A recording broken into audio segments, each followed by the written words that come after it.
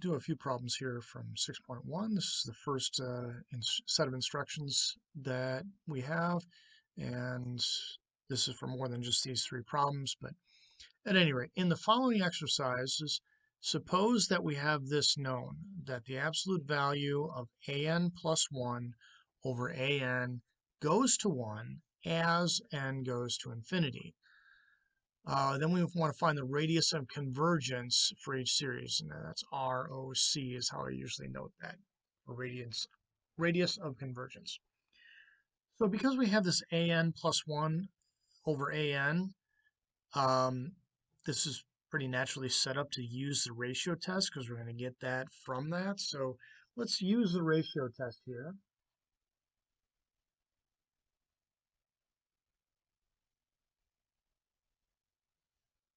And as you're using a test, you should really note which test you're using. Or at the end, say by the ratio test, we know, blah.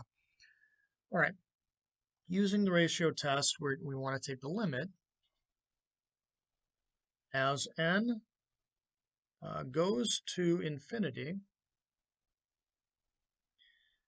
Now, we want that whole series to the n plus 1. So we want a of n plus 1 times 2 to the n plus 1 times x to the n plus 1 all over just that of n. So an, 2 to the n, x to the n. We're looking for that limit, okay? So we got to solve this limit. So that's going to equal, well, each of these are plus 1, so we can basically lose everything on the bottom except for the an. So that's going to give us, we need to still write limit, excuse me. Limit as n approaches infinity, and we can basically pull this part out. Everything's a product, so we can pull that part out as this a n plus 1 over a n, which is what we know will go to 1, so that's helpful. And then everything else kind of cancels. We've got 2 to the n fully cancels, and we're just left with 2 to the first power. So that's going to be multiplied by 2, and the same thing happens with x, 2x. So this equals, and we come back down here, that equals 2 times the absolute value of x. And again, this part, that goes to 1. And that goes to 1 because of the instructions on the thing. So using the ratio test,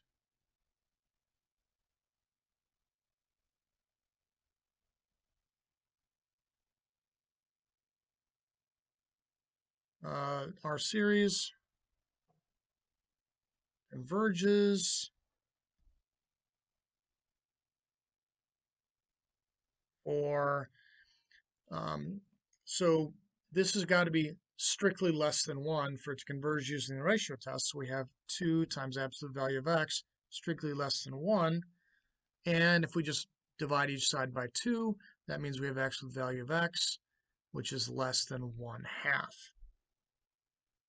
And so our radius of convergence r is going to equal that 1/2. All right, let's do the same thing for number 8. Let's change colors so that it's a little easier to see here. Again, I'm going to use the ratio test. So we're taking the limit as n approaches infinity of the absolute value of a n plus 1 times x to the n plus 1 all over 2 to the n plus 1. And then this is divided by what we have originally. So an xn over 2 to the n. So that equals the limit as n goes to infinity. And now when we divide by a fraction, we're going to multiply by the reciprocal. So we can rewrite this, excuse me.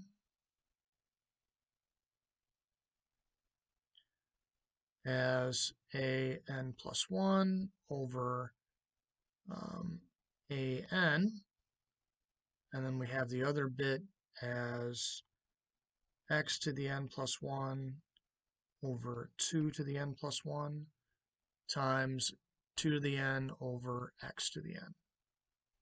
And these are going to cancel in a similar version like we had before.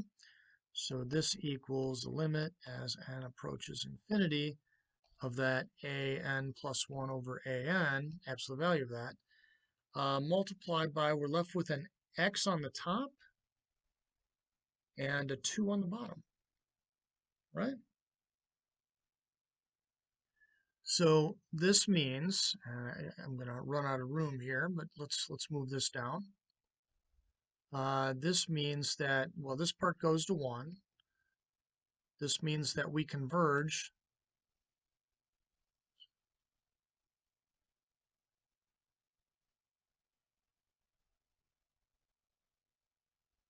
or absolute value of x and the absolute value of 2 is just 2. Over 2 has got to be less than 1 for the same reason, because we're using the ratio test. And when to isolate x here, we just multiply by 2, so that means our r is going to equal 2. This goes over here. So that's our radius of convergence there. All right, so our third one,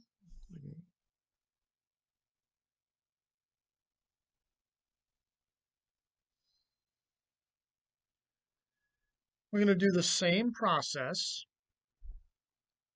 So we're going to use the ratio again.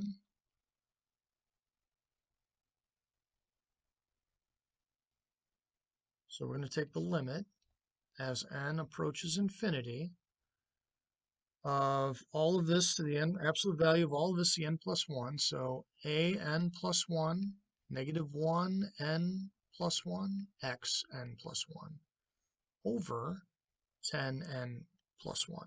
And let's actually just do this. Let's make a bigger one. And then we're going to divide by all of that we're given. So an times negative 1 to the n times x to the n and 10 to the n. Keep our limit symbols there. Again, we multiply by the reciprocal.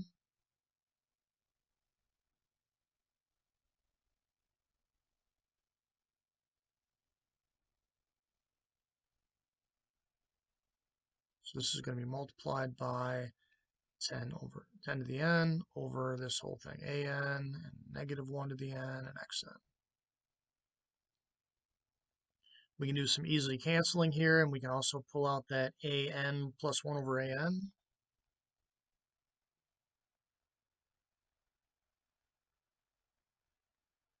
And then in the numerator, we're left with negative 1 and x. In the denominator, we're left with a 10. Okay, well, the negative 1 is really not a big deal. Oh, and we need another absolute value sign. I'm sorry. Okay. So this part again goes to 1. So this converges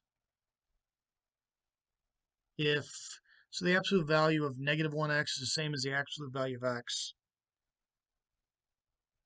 This has got to be less than 1, which means the absolute value of x has to be less than 10.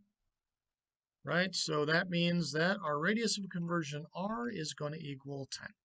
This is the basic process that you're going to go through for these problems.